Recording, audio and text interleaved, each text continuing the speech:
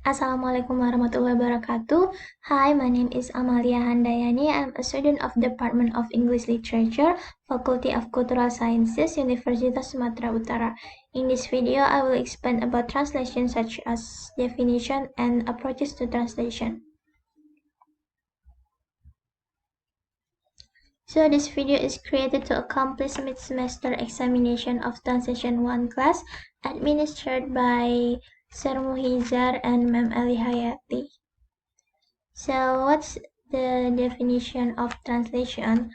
Translation is an art and skill, a skill that consists of efforts to change the message or statement from one language to the message and or similar statement in other language. Newmark, 1982, page 7.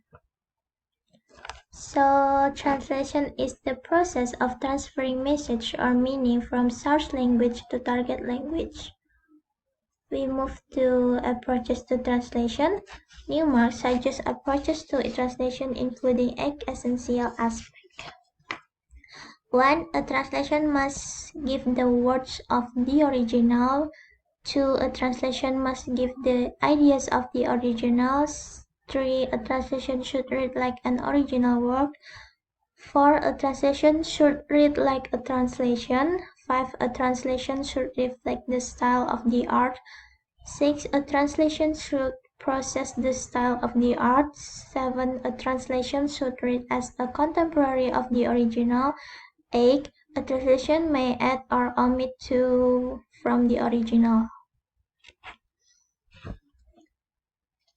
Orientation towards translation. This list of classification of approaches to translation can be expanded, but in essence it can be divided into main approaches. First, translation theories or approaches oriented towards the source language. Second, translation theories are approaches oriented towards the target language. Then we move to approaches to translations. There are 6 contemporary approaches to translation. There are the sociolinguistic approach, the communicative approach, the hermeneutic approach, the linguistic approach, the literary approach, and the last is the semiotic approach. So, the sociolinguistic approach. In this perspective, a translator is inevitably the product of his or of her society. It means our own social cultural background is present in everything we translate. Then we move to the communicative approach.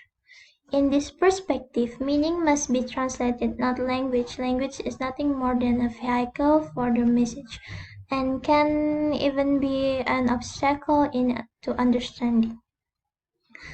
Then we move to the hermeneutic approach. This approach is based on the work of George Steiner.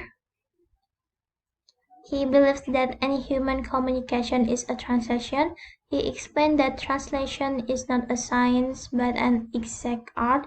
It means a true translator should be capable of becoming a writer in order to capture what the author of the original text means to say. Then we move to the linguistic approach.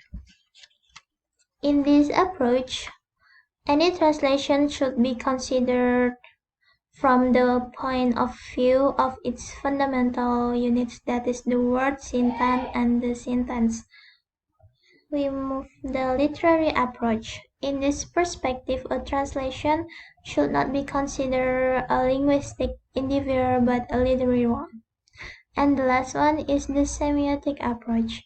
In this approach, translation is thought of as a way of interpreting text in which encyclopedia content varies and its social cultural content is unique.